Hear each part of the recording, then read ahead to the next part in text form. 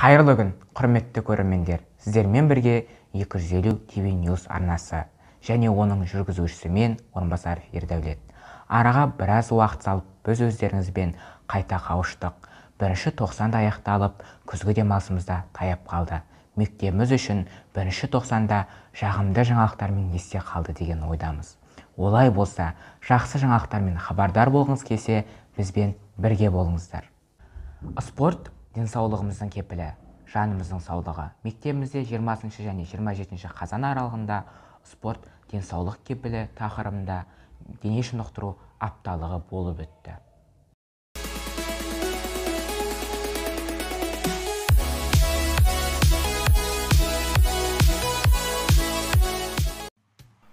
Оқушылардың қызығушылығын арттыру барысында пән апталықтарының орны ерекше.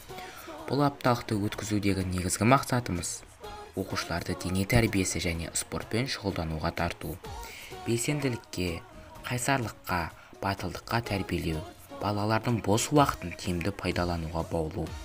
Апталық аясында түрлі сайыстар мен іс-шаралар өткізілді.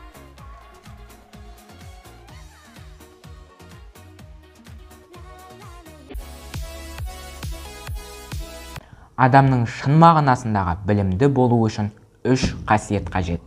Кең көлемді білім, ойлай білу және қайырымдылық сезім. Қазанның 22-сі күні мектепте 5 және 11 сыныптар аралығында мұқтаж отбасыға материалдық көмек көрсету мақсатында шын жүректен тақырыбымен қайырымдылық жәрмеңкесі болып өтті. Аталмыш жәрмеңкені мектеп директоры Гүлжахан Жұмағалиқызы ашып, өзінің жылы лебізін білдіріп, қолдау көрсетті. Қайырымдылық мейірімділіктің іс жүзіндегі бір көрінісі. Қайырымдылық мұқтаж, кіріптар, көмекке құштар адамдарға іс жүзінде жақсылық жасау. Қамқорлықты қажет ететін жандарға қол ұшын беру арқылы адам баласы жақсылыққа қадам басады. Жақсылық қолынан келіп тұрса, қуаныш сыйлауға мүмкіндігіміз жетіп тұрса, неге қол ұшын созбасқа?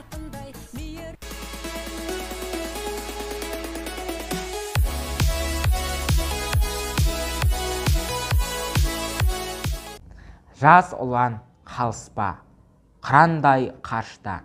Мектебімізде жас ұлан ұйымының ұланбасын анықтау үшін сайлау болып өтті. Ұланбасылыққа 3 үміткер ұсынылды. Олар орынбасаров Ердәулет, Ақбергенова Жайдарлым, Жақсылықова Мерей. Дауыс беру нәтижесінде Ердәулет басым дауыспен мектеп ұланбасы болып сайланды. Ұланбасымызға алдағы уақытта сәттілік тілейміз. Ұланбасымыз тек бұл жетістікпен тоқталмай, аудандық ұланбасылар сайысына қатысып, ауданның жас ұлан ұйымының ұланбасы болып сайланды. Ұланбасымыздан алдағы уақытта тың жобалар күтеміз. Мұғалім өзінің білімін үздіксіз көтеріп отырғанда ғана мұғалім деген даналардан қалған сөз бар. Аудандық білім бөлімінің ұйымдастыруымен өткізген байқауда біздің мұғалімдеріміз жоғарыдан көріне білді. Өзінің білімін арттыра жүріп, шәкірт жанының бағбаны болған ұстаздарымыз жеңіс тұғырынан көрінген болатын. Үздік аударма байқауы бойынша Үсенбекова Айдана апайымыз 3-ші орын иеленсе, үздік авторлық бағдарлама байқауы бойынша Қылышбекова Гүлжан апайымыз 2-ші орын, Қартаңбаева Гүзат апайымыз 2-ші орын, Шәмшібекова Аймида апайымыз 3-ші орын иеленді. Және де ұстаздарымыздан тәрбие алып келе жатырған Серікбай Ақнұр аудандық лингвистикалық олимпиададан 2-ші орын иеленді. Өз ісінің шебері болған ұстаздарымызды және де керемет оқушыларымызды жетістіктермен құттықтаймыз. Бізде жаңа бағдарлама. Енді әр апта сайын мектеп лайф бағдарламасы сіздерге жол тартпақ. Мұнда мектептің күнделікті тыныс тіршілігі сөз болады. Бағдарлама жүргізушілері мектебіміздің талантты оқушылары Ерлепес Мейірім және Жайлаубаева Еркемай. Қайырлы күн, құрметті Таймбек Мекбаев атындағы номер 2-ші мектеп-лицейінің YouTube арнасының көрермендері. Сіздермен бірге мектеп лайф бағдарламасының жүргізушілері мен Жайлаубаева Еркемай, мен Ерлепес Мейірім. Құрметті достар, білім ордасының ішінде ең еңселі жарық жаңа мектептердің бірі бұл біздің мектеп. Біз мектебімізді мақтанышпен айта аламыз.